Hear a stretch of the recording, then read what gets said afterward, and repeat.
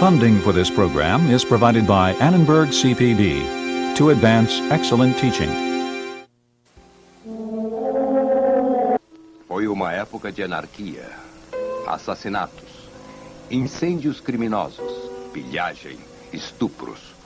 Uma época em que o mundo parecia desmoronar.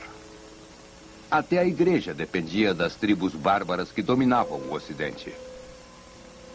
E com a cristianização dos bárbaros, a igreja tornou-se mais bárbara. A Idade das Trevas, neste episódio de A Tradição Ocidental.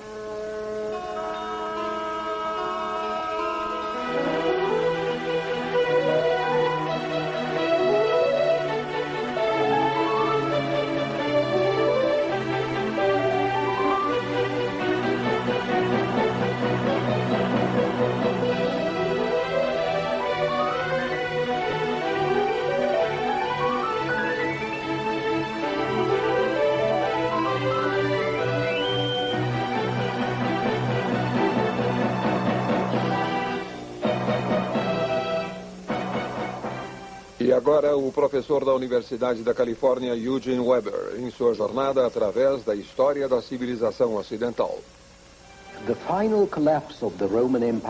O colapso final do Império Romano no Ocidente aconteceu no V século, sob pressão dos bárbaros germânicos. 3 séculos depois, no dia de Natal do ano 800, um germânico foi coroado em Roma como imperador do Ocidente. Ele era Carlos, rei dos francos, que a história conhece como Carlos o Grande ou Carlos Magno, e cujo reinado glorioso foi para a época um modelo de estabilidade. Mas o período entre esses 3 séculos do colapso à coroação é conhecido como Idade das Trevas. Em parte porque não sabemos muito sobre ele, e em parte porque era isso, escuro e sangrento. A economia estava arruinada. A estrutura social desmoronava por fendas internas e externas. Mesmo a parte material decaía, como podemos ver por novos padrões de assentamento, com muitas fazendas e vilas nas melhores terras sendo abandonadas por lugares mais elevados. Velhas fortalezas que não eram habitadas desde a Idade da Pedra voltaram a ser usadas. Não porque se vivia melhor lá, mas porque as chances de sobrevivência eram maiores. Essa era a situação geral, ou o que imaginamos ter sido.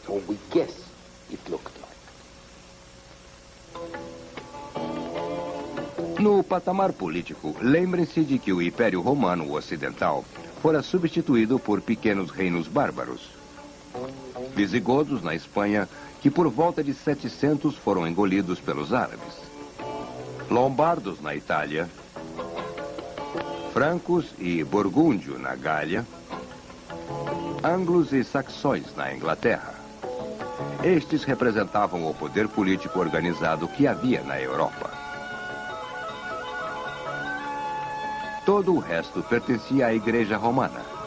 A autoridade moral, aprendizado, o prestígio do nome romano e a proteção das pessoas. Na sociedade cristã, as pessoas comuns procuravam o bispo em busca de liderança. Nesta época acontecia um processo de assimilação. Os bárbaros foram convertidos ao cristianismo nos séculos V e VI, adquirindo uma fina camada de verniz romano, mas à medida que os bárbaros se convertiam, a igreja ficava cada vez mais bárbara. É possível notar isso na descrição que Gregório de Tours nos dá sobre como era no reino dos francos durante a segunda metade do VI século.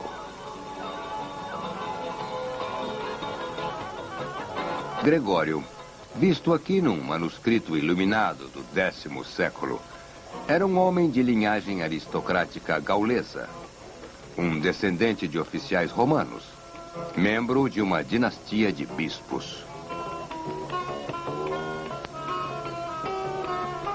A história dos francos, pelo menos o que sabemos por Gregório, é um longo conto de estupro, assassinato e purgação.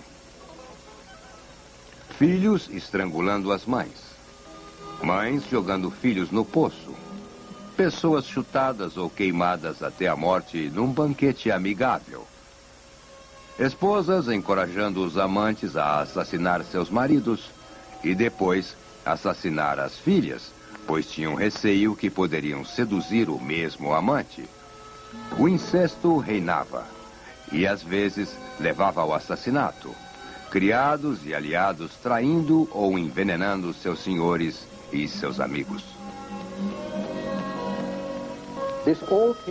Isto chegou ao ápice, ou melhor, no mais baixo ponto, com a morte da rainha Brunhilde, que foi capturada por seus inimigos com seus 3 filhos, torturada por 3 dias e no quarto desfilou no campo, montada num camelo, num estado que podemos bem imaginar.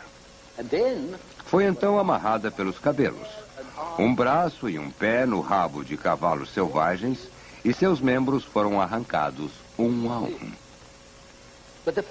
Mas o destino de um de seus filhos é interessante, pois embora outros 2 fossem mortos de imediato, um deles era afilhado do sequestrador, que lhe poupou a vida, deixando-o viver num mosteiro. Uma boa indicação da força dos laços religiosos, mesmo num cruel mundo supersticioso.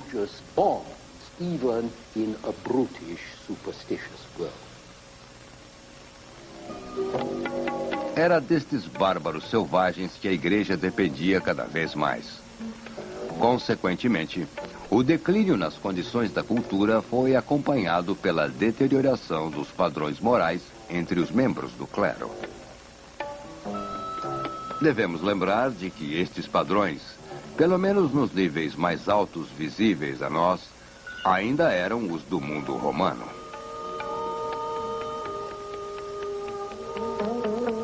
Não é surpresa que os bispos tivessem escravos e concubinas, como outros cavalheiros.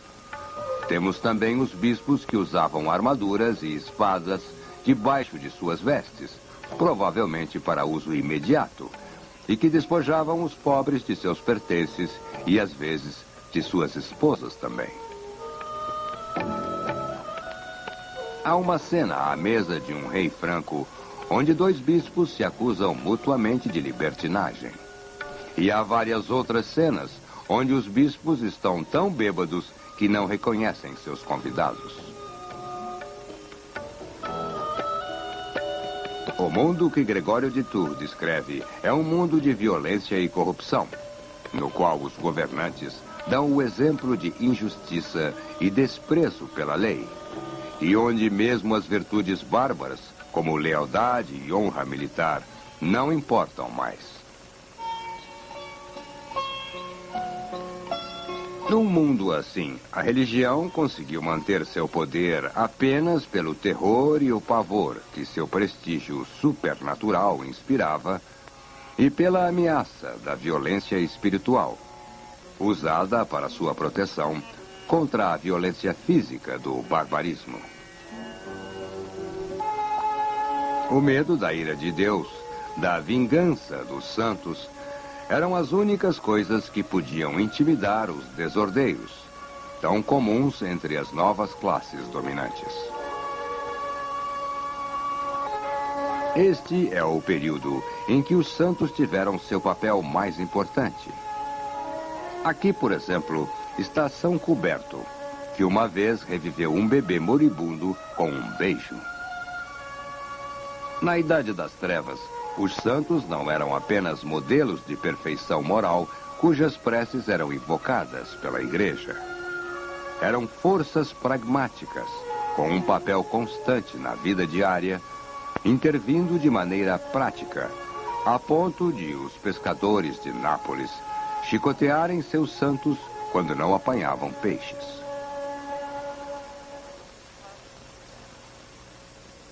Na verdade, os santos eram forças sobrenaturais e acreditava-se que vivessem em santuários, protegendo a riqueza da terra e de seu povo.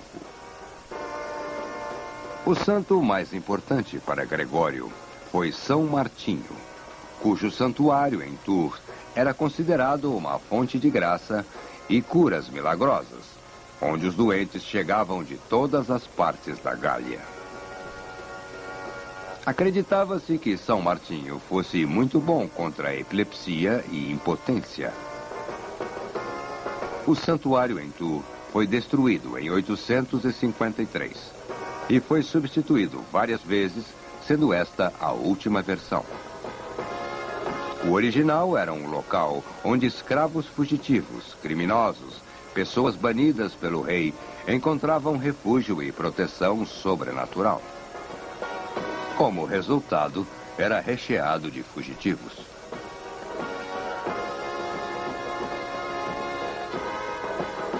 Em princípio, toda a igreja deveria oferecer santuário, mas o santo deveria ser muito importante, para que impedisse que os grandes senhores ou o rei roubassem as propriedades do santo ou que fosse derramado sangue em seu interior.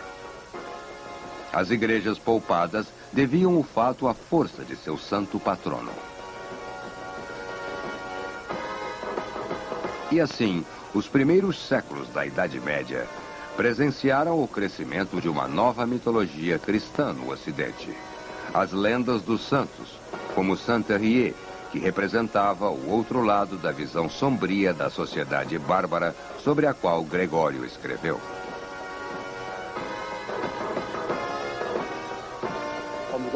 Por um lado, vemos um mundo de violência e injustiça que afunda, devido a seu próprio peso, até a destruição.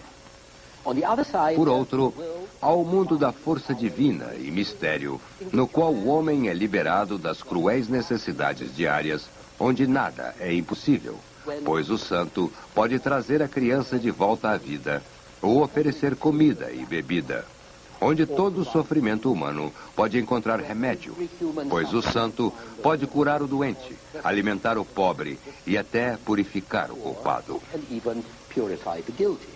Neste mundo de trevas, era inevitável que o santo cristão adquirisse, por um lado, algumas das características de curandeiro, e, por outro, de semideus, que seu prestígio dependesse de sua força como milagreiro, e que os homens apelassem a ele como faziam aos deuses da família, ou aos deuses locais, como patrono da família e da comunidade.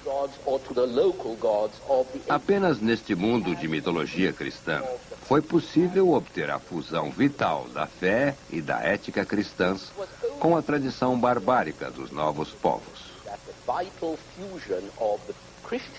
Obviamente, era impossível para povos sem tradição ou filosofia, sem literatura, assimilar diretamente a sutil e profunda teologia e a metafísica das grandes doutrinas da Igreja. Os bárbaros podiam entender e aceitar o espírito da nova religião somente quando lhes era manifestada de maneira óbvia e visível nas vidas e atos de homens que pareciam dotados de qualidades sobrenaturais. Assim, a conversão dos europeus ocidentais foi conseguida não apenas pela nova doutrina, mas pela nova força que os impressionava e subjugava.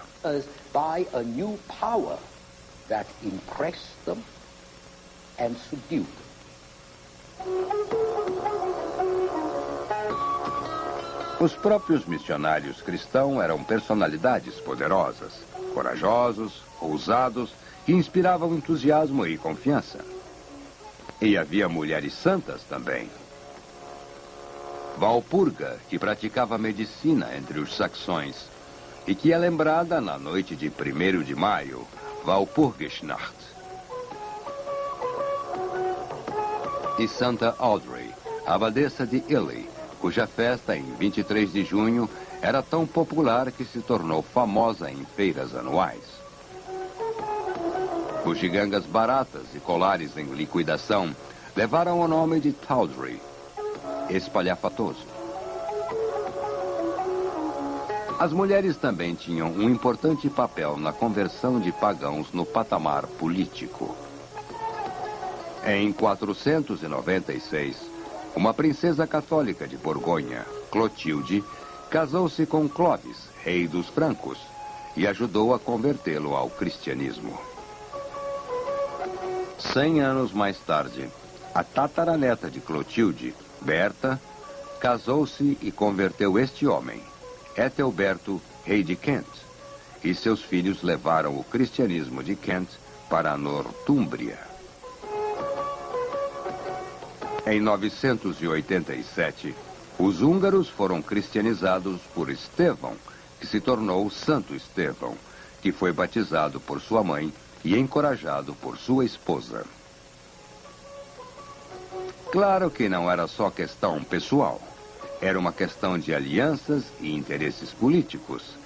Mas sejam quais forem as razões, as esposas tinham um papel importante nessas conversões.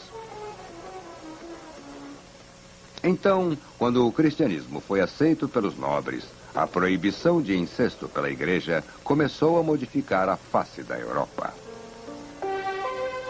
Significava que a rede de casamentos reais iria espalhar-se da Irlanda até Constantinopla, de Castela até Novgorod, evitando as desvantagens da procriação consanguínea e entrelaçando um grupo de famílias altamente selecionadas por suas habilidades no governo e na guerra. A proibição da poligamia pela igreja significava que, pelo menos teoricamente, os bastardos estavam excluídos da sucessão ao trono. Demorou algum tempo para convencer as classes governantes a aceitar estas exclusões, mas, gradualmente, não seria mais necessário assassinar todos os seus irmãos para ficar seguro. A sucessão ao trono seria esclarecida e estabilizada, e tudo teria sua utilidade. O principal, entretanto, é que a Igreja Ocidental não chegou aos bárbaros com uma missão de civilização ou uma promessa de progresso político ou social. Chegou com uma mensagem de julgamento e salvação divinos. A humanidade nascera sob uma maldição.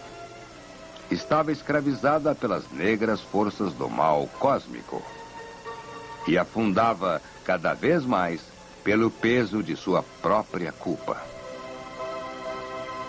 E era óbvio que apenas pelo caminho da cruz, pela graça do Salvador crucificado, ou melhor, de Cristo em majestade, que os homens poderiam libertar-se da massa maldita de pecaminosos e escapar dos destroços de um mundo condenado. O mundo estava caindo aos pedaços, chegando ao fim, e era natural que os cristãos se voltassem para o outro mundo, para a cidade eterna e não a terrena, e para a igreja, que oferecia o único caminho até esse mundo.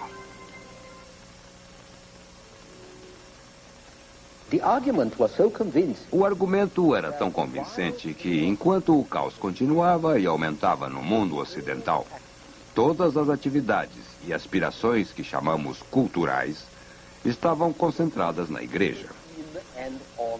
A tradição da cultura, do latim, os padrões da vida cristã não seriam preservados ou desenvolvidos em cidades que se arruinavam cada vez mais, mas sim em mosteiros. E os monges se tornariam não só os apóstolos do Ocidente, mas também os fundadores da cultura medieval. Homens e mulheres que fugiam do mundo para encontrar salvação, como eremitas isolados ou em pequenas comunidades, não era um fenômeno novo. Os cristãos começaram a fazer isto nos desertos do Egito e da Síria a partir do terceiro século. Mas este tipo de coisa é mais fácil de se fazer no Egito, onde é possível cavar um buraco na areia ou construir uma choupana de junco, de lama e dormir grande parte do dia. É mais fácil no Egito que mais ao norte, na Alemanha ou França, ou até do outro lado do Mediterrâneo, na Itália, onde o inverno é muito rigoroso.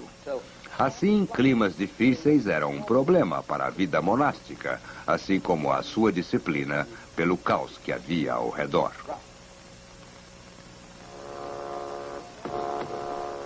Estes eram os problemas aos quais São Benedito se dedicou quando fundou seu primeiro mosteiro em Monte Cassino, ao sul de Roma, em 520, e quando organizou as regras para sua comunidade por volta de 529.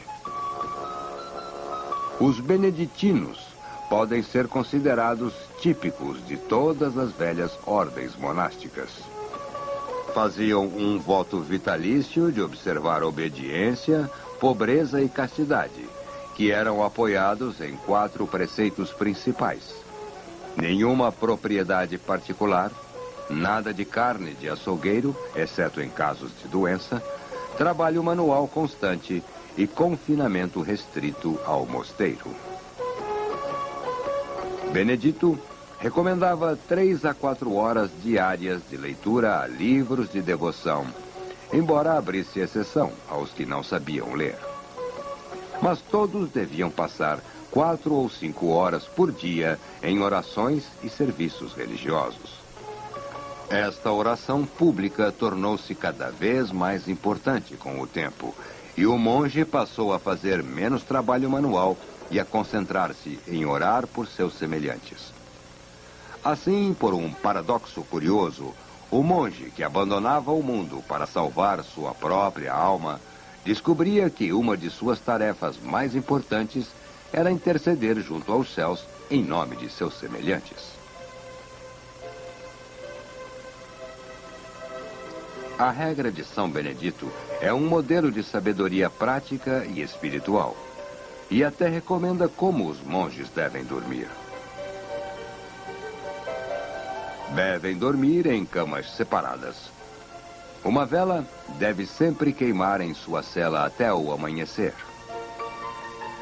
Devem dormir de roupa e amarrados com cintos ou cordas, e não devem ter suas facas a seu lado, para não correr o risco de machucar o companheiro durante o sono.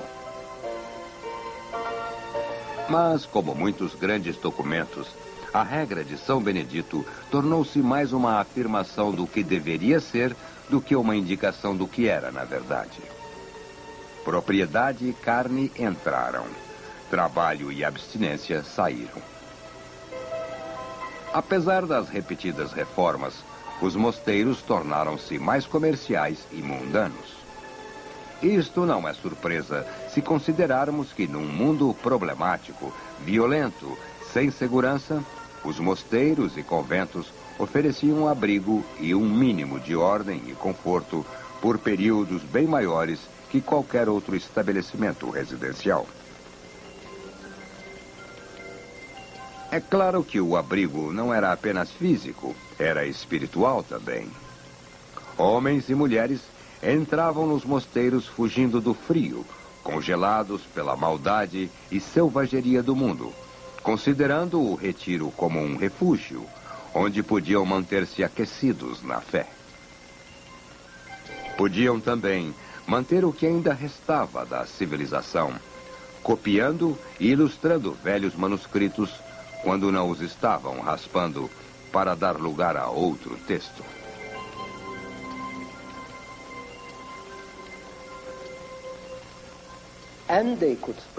E podiam espalhar a mensagem cristã através do trabalho missionário, não apenas enviando pregadores veementes, mas dando o exemplo. Os mosteiros ficavam em áreas rurais, e eram os monges que convertiam a população analfabeta e pagã de camponeses, que provavelmente introduziram as melhorias agrícolas e tecnológicas que iriam mudar a qualidade de vida em toda a Europa.